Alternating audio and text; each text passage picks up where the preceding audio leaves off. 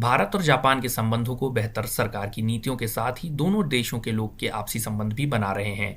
Japan के लोगों में भारत की संस्कृति, भाषा, योग और कला के प्रति रुचि लगातार बढ़ रही है। भगवद गीता का जापानी भाषा में अनुवाद करने वाले हिरोयुकी सातो कहते हैं, किसी भी देश को समझने के लिए उसकी संस्कृति को समझना जरूरी है। यही वजह है कि उन्होंने सरल जापानी भाषा में भगवद गीता का अनुवाद किया है।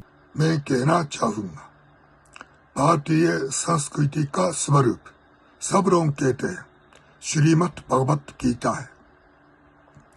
इसलिए मैंने 3 साल पहले श्रीमद् भगवत गीता को सरल जापानी भाषा में अनुवाद करके प्रकाशित किया है।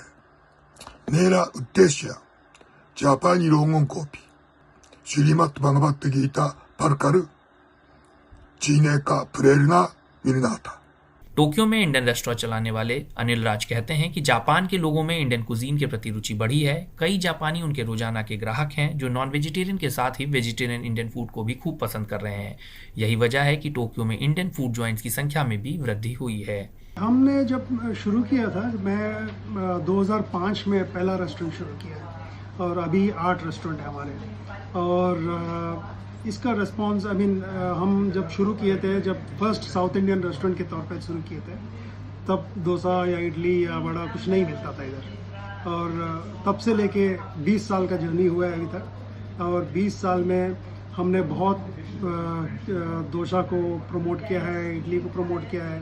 पहले हमारे शुरू होने से पहले यहाँ जापान में खाली नान, बटर चिकन और तंदूरी चिकन चलता था। अभी साउथ इंडियन आइटम्स भी बहुत मिलते हैं। अभी बहुत साउथ इंडियन रेस्टोरेंट्स भी हैं कोई, और जापानी अभी बहुत लाइक करने लगे हैं। बनारस से हिंदी भाषा और शास्त्रीय संगीत सीखने वाले टोक्यो के शिगेरू मोरियम कहते हैं कि जापान में भारतीय भोजन और संगीत के प्रति लोगों में काफी उत्साह बढ़ रहा है। मैं यूपी के बनारस में तबला सीखने के लिए 8 साल रहे थे। पंडित लक्ष्मण महाराज जी से तबला सीखा हूँ और इसके अलावा BHU में हिंदी भाषा सीखा। अभी वर्तमान में इंडियन एम्बेसी में 100 से और जापानी लोग तबला सीखने आते हैं और साल भर साल उसका संख्या बढ़ते जा रहा है। इसका मतलब योगा है और इंडियन भोजन है और इंडियन कल्चर, डांस है और पिक्चर है और संगीत है, उसी का पॉपुलैरिटी बहुत बढ़ रहा है। तो मेरा इच्छा है कि और जापानी लोग जो है इंडियन संस्कृति को सीखने की मौका और हो जाए और इंडियन संस्कृति प्रेमी बढ़ जाए। ये मेरा आशा है, इच्छा है। 12 वर्ष से राजस्थानी फोक डांस कर रही टोक्यो की मधु कहती हैं, वह फिल्म में फोक डांस को देखकर बहुत प्रभावित हुई और उसके बाद राजस्थान जाकर उन्होंने फोक डांस सीखा।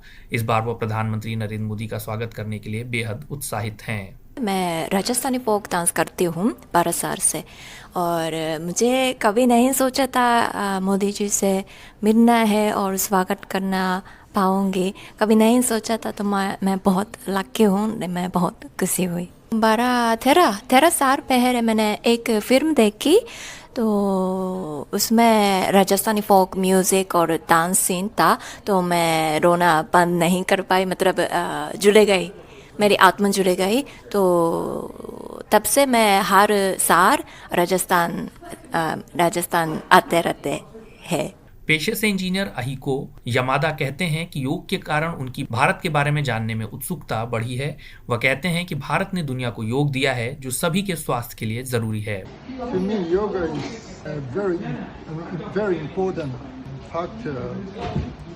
Why I'm interested in India. I think yoga is the best gift to human being, and yoga keeps me healthy and so on. And yoga gives me a lot of things, and that's why I'm interested in India. And I also respect India because India has invented yoga. दो देशों को जोड़ने के लिए नीतियों के साथ ही लोगों का एक दूसरे की संस्कृति के प्रति सम्मान जरूरी है। जापान के लोगों में भारत के योग, कला और संस्कृति के प्रति रुचि ने बरसों पुराने दोनों देशों के संबंधों को और बेहतर करने का काम किया है।